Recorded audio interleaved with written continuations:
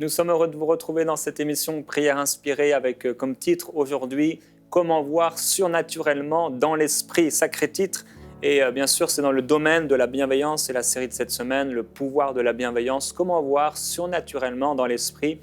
Et hier j'ai partagé avec vous plusieurs choses, on a parlé d'être gardien pour notre frère, pour nos frères, et je vous ai partagé que dans les actes des apôtres, j'ai trouvé environ 90 actes de bienveillance. Et chaque jour, pendant cette semaine, je vais vous en partager 18 rapidement, simplement pour les lister. Je crois que le Saint-Esprit va parler à plusieurs personnes quand je vais partager ces choses. Aujourd'hui, donc, on va en partager rapidement les 18 prochains, 18 suivants. Alors, Joseph va vendre un de ses champs et va en déposer l'argent aux pieds des apôtres. C'est un acte bienveillant, l'offrande. Des jeunes gens vont ensevelir Ananias et sa femme Saphira. Lorsqu'elle va mourir, ils vont l'ensevelir à ses côtés. C'est un acte bienveillant. On va apporter les malades sur des grabats pour que l'ombre de Pierre les guérisse. Encore un acte bienveillant de penser aux malades et de les amener auprès d'une personne qui a une onction particulière. Un ange du Seigneur va faire sortir Pierre et Jean de la prison. C'était un acte bienveillant de la part de l'ange. Étienne va prêcher l'évangile aux chefs religieux malgré leur colère envers lui. Par amour, il leur prêche la parole de Dieu. Alors qu'on le lapide, Étienne va prier pour ses meurtriers en demandant à Dieu de les pardonner. Si ça, ce n'est pas un acte bienveillant, je ne sais pas ce que c'est. Alors que des hommes pieux vont ensevelir Étienne, ils vont faire sur lui de grandes lamentations. C'est un acte bienveillant de penser à quelqu'un qui est mort, de pouvoir aller peut-être à son enterrement. Même si cette personne est morte, on est toujours bienveillant. Les apôtres de Jérusalem vont envoyer à Samarie Pierre et Jean pour que les nouveaux croyants reçoivent le Saint-Esprit. Ça, c'est un acte bienveillant de la part des apôtres d'avoir pensé à ces nouveaux croyants en Samarie et d'avoir envoyé auprès d'eux Pierre et Jean. Philippe va courir vers le char de l'Éthiopien et il va lui dire « Comprends-tu ce que tu lis ?» Et il va répondre « Comment le pourrais-je si personne ne me l'explique ?» Il va lui annoncer la bonne nouvelle, il va le baptiser. Encore un acte bienveillant. On sait qu'il a reçu une parole de la part de Dieu, mais il va courir auprès de cet homme, il va lui poser cette question « Comprends-tu ce que tu lis ?» Ça, c'est vraiment la bienveillance, on en a parlé hier. On fait attention à l'autre, on prend soin de l'autre et on se pose des questions. Est-ce que tu comprends ce que tu lis ? Est-ce que tu comprends ce par quoi tu passes ? Est-ce que je peux faire quelque chose pour toi ? C'était un acte bienveillant. Les hommes qui voyagèrent avec Saul de Tarse vont le prendre par la main pour le conduire à Damas. Quand il a été frappé et qu'il ne voyait plus, c'était un acte bienveillant que de le prendre par la main. Et vous savez, des fois, il y a des gens qu'on doit prendre par la main. Il y a des gens qu'on doit conduire quelque part.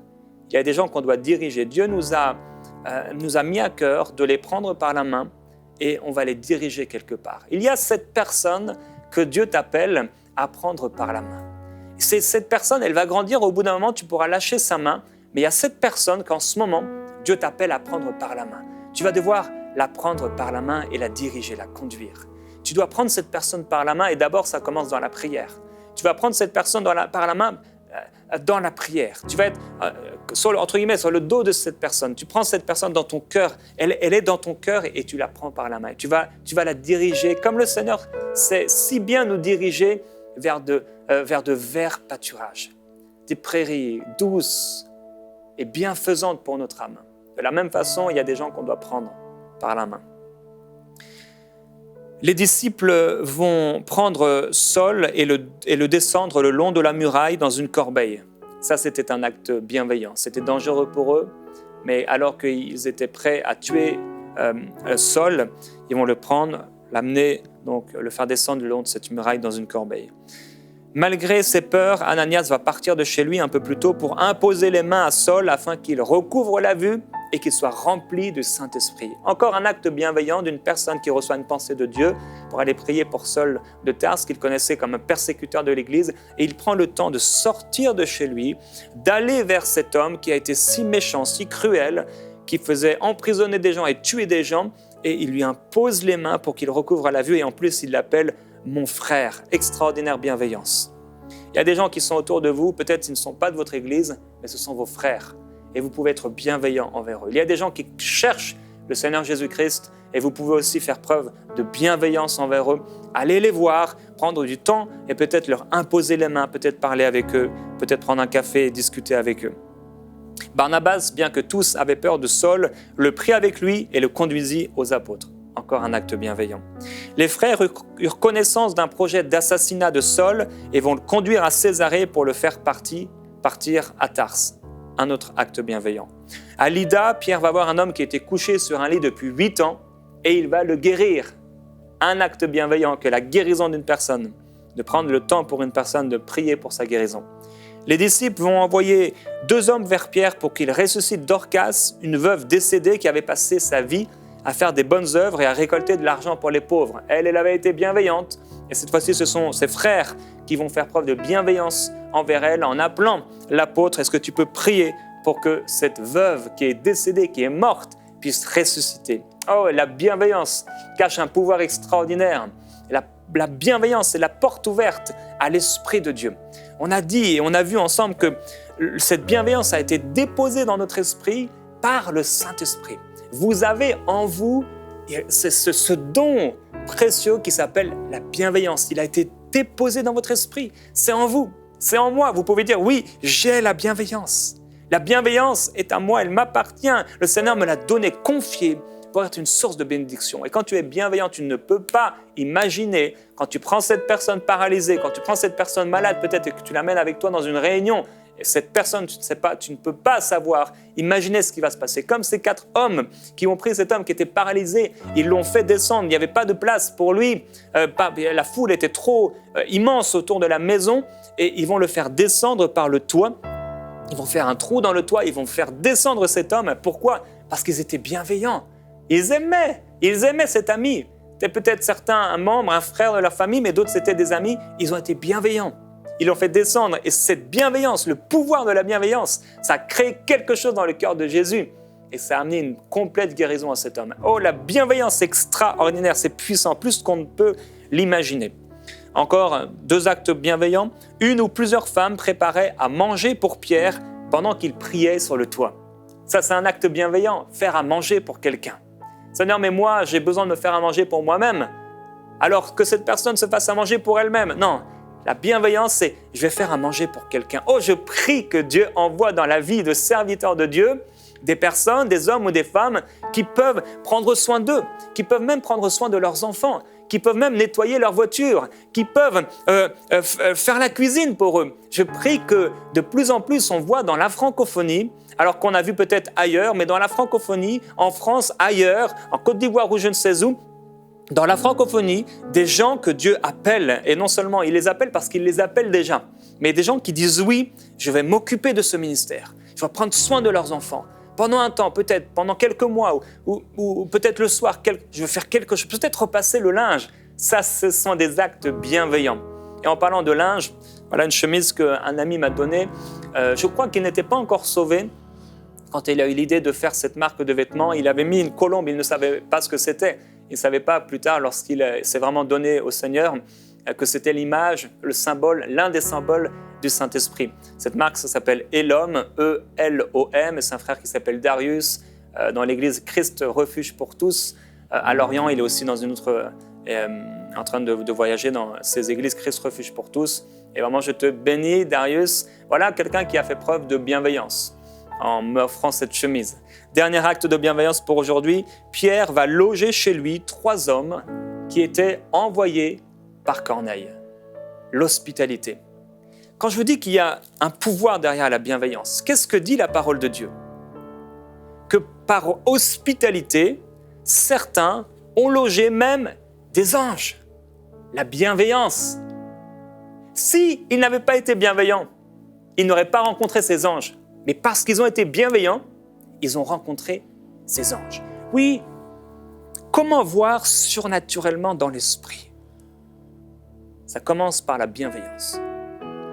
On se place comme gardien de nos frères et la bienveillance nous donne accès à une visibilité spirituelle. La bienveillance crée en nous ou ouvre en nous des yeux, on a les yeux ouverts. Comme Balaam qui disait « j'ai les yeux ouverts », ainsi parle celui qui a les yeux ouverts. Quand tu es bienveillant, comme Jésus l'était en fait. On n'est pas en train de vouloir être quelque chose d'autre ou quelqu'un d'autre qu'était Jésus lui-même. Non, on veut lui ressembler. On veut qu'il prenne la place. On veut que ce qu'il était sur la terre, il le soit à travers nous. On veut que ce ne soit plus nous, que ce soit lui. Et il était tellement bienveillant. Tellement bienveillant. Il est plein de bienveillance. Ses actes bienveillants sont innombrables. Dieu est un Dieu bienveillant. Il est un Dieu miséricordieux. Il est un Dieu qui fait attention à nous. Alors cette bienveillance nous donne accès à une visibilité spirituelle que d'autres n'ont pas.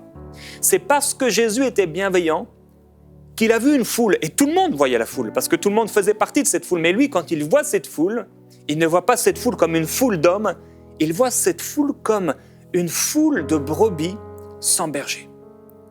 Cette bienveillance, elle crée en lui comme, entre guillemets, c'est comme cette épée de la parole de Dieu qui vient séparer ce qui est charnel de ce qui est divin, spirituel et humain. C'est comme un coup d'épée spirituel que par sa bienveillance, ça vient fracasser cette nature humaine, ça vient comme fracasser cet événement naturel et charnel. Il voit une foule. Voilà, je vois une foule. Mais par cette bienveillance spirituelle et surnaturelle, elle vient comme donner un coup d'épée pour lui montrer dans le paysage, voilà ce que c'est réellement. Il voit une image comme dans une télévision, mais l'épée vient casser cette chose-là, déchirer le voile et lui montrer, voilà ce qu'il y a derrière cette foule. Il y a des brebis. Elles sont sans berger. Elles n'ont plus de berger. Elles n'ont plus personne pour les couvrir. Ce sont des hommes, mais derrière les hommes, voici leur situation, la situation des cœurs. Quand tu es plein de bienveillance et que tu t'en saisis par la foi, et c'est ce qu'on veut faire cette semaine, tes yeux vont commencer à voir ce qu'ils ne voyaient pas. Tes yeux vont commencer à comprendre. Ton cœur va commencer à comprendre ce qu'il ne comprenait pas. Dieu va pouvoir t'amener dans la vallée des ossements desséchés parce que tu es bienveillant. Tu te retrouves au milieu d'une foule, tu te retrouves au milieu de personnes dans un restaurant peut-être, et tout à coup, Dieu fracasse comme les cieux. Il fracasse l'environnement dans lequel tu te trouves et tout à coup, tu es déplacé dans l'esprit.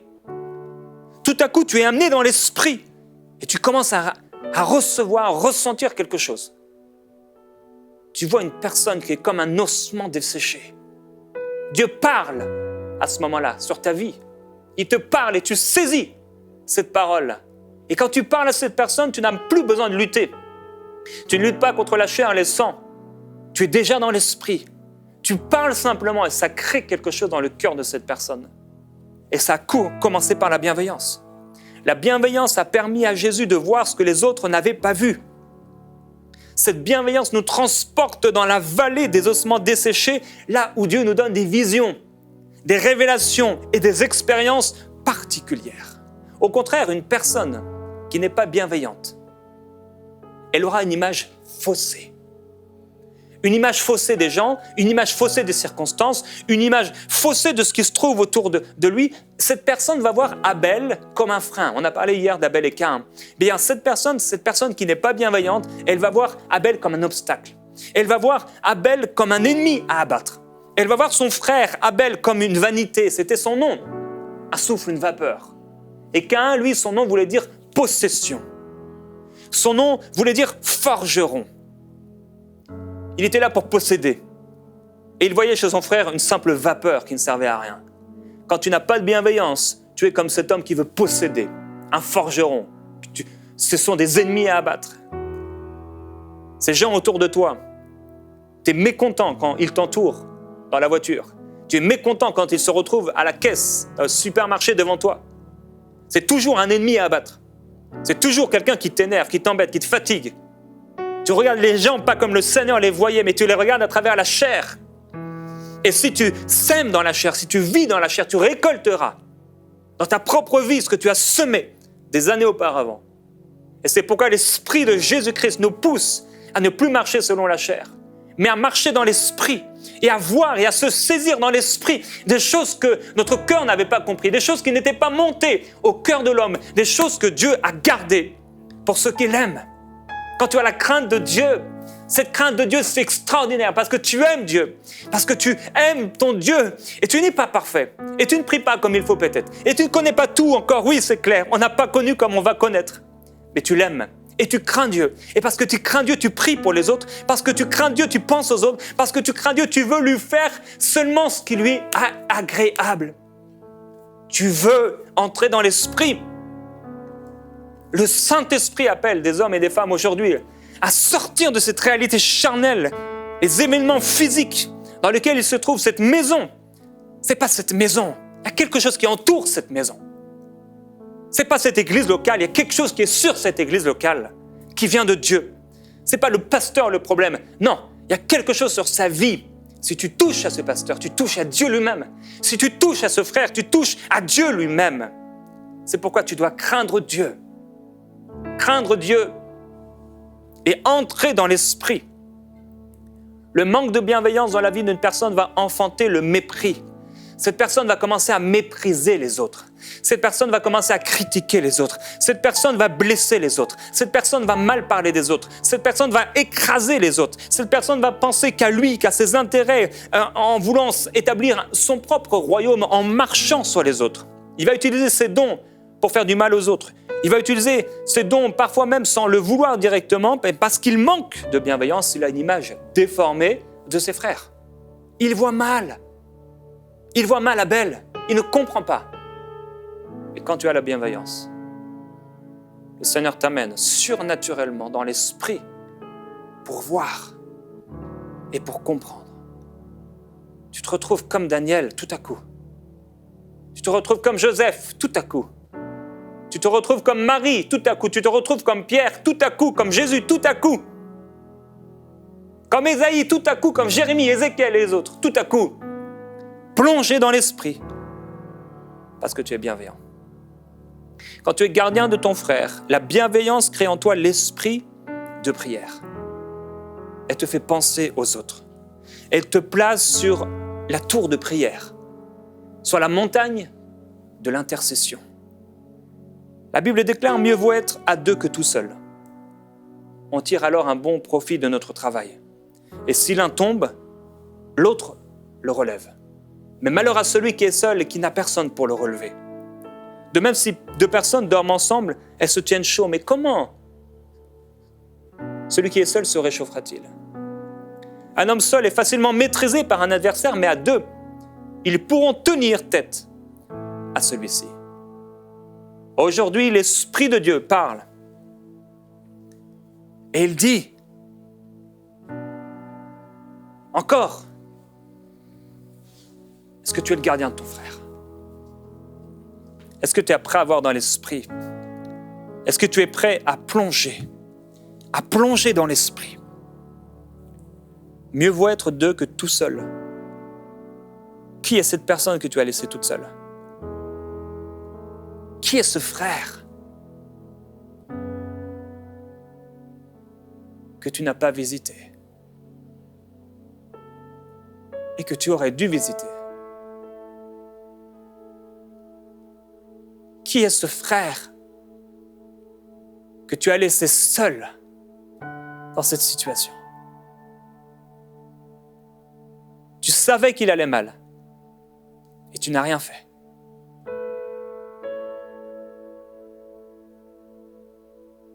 Tu savais qu'il n'allait pas bien et tu as passé ta route parce que tu n'as pas veillé. Jésus dit, la chair, elle est faible. C'est pourquoi veillez et priez. Parce que l'esprit, il est bien disposé, mais la chair, elle est faible. Qui est cette personne à qui tu dois parler? Pour qui tu dois prier? Qui est cette personne que tu as vue dans la chair alors que Dieu t'appelait à la voir dans l'esprit?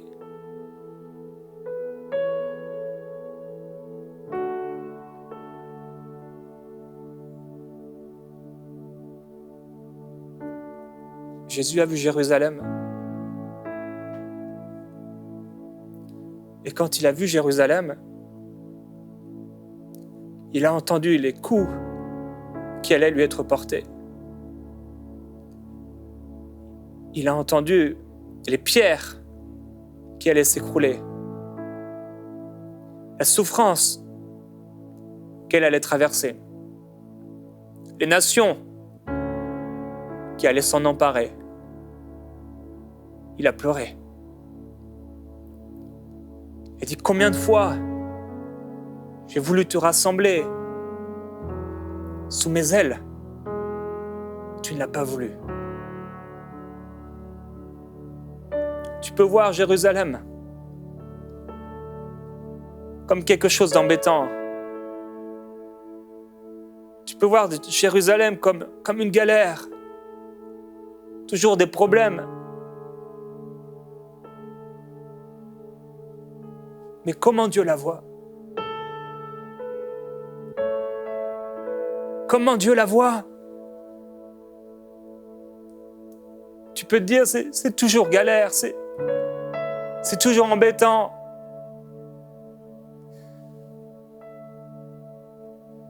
Pendant que Dieu souffre pour elle.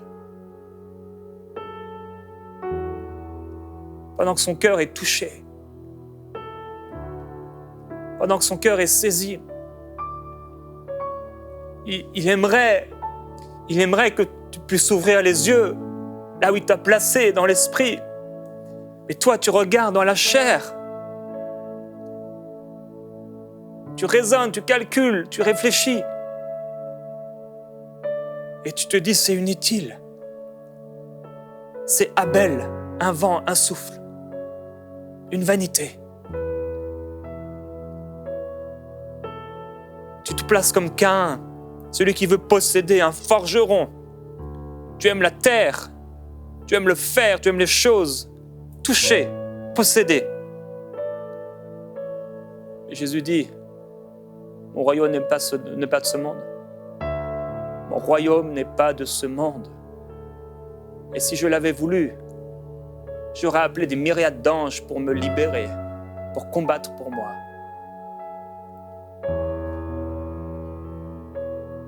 Combien de fois, Jérusalem, ai-je voulu rassembler comme une poule peut rassembler ses poussins pour les protéger et les couvrir. Mais vous ne l'avez pas voulu. Père, je prie que tu nous amènes dans une dimension complètement nouvelle, dans l'esprit, pour voir et comprendre et aimer les gens comme tu les aimes. Seigneur, si on marche dans la chair, on ne pourra pas. Si on essaie même, on ne réussira pas.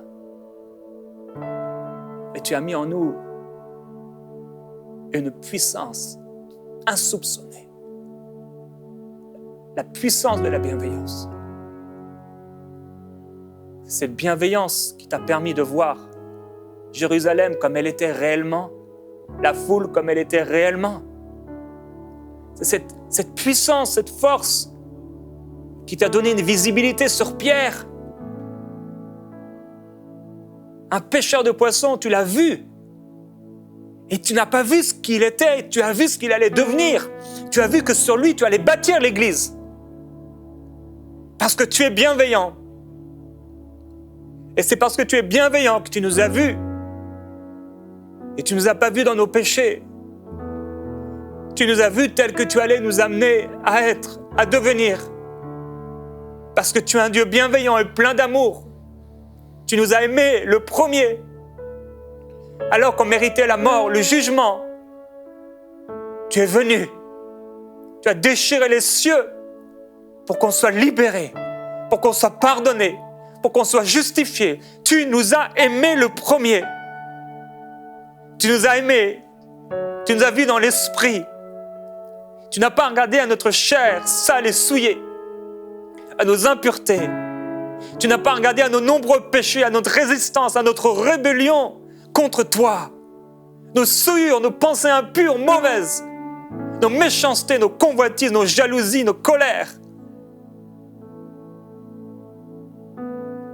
Tu nous as vus par le sang Tu nous as vus à travers le sang.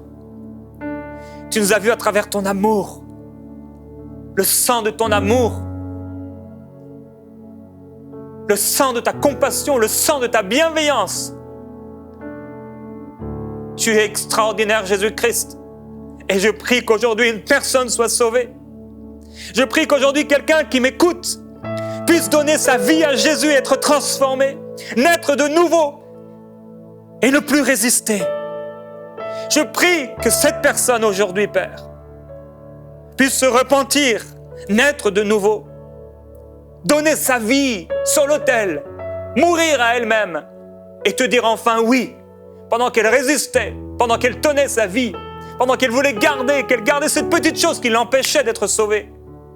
Aujourd'hui, saisis cette personne, Père, je t'en prie, par ton amour bienveillant, par ta bonté extraordinaire, sans fin. Je te glorifie, Jésus-Christ. Tu es merveilleux.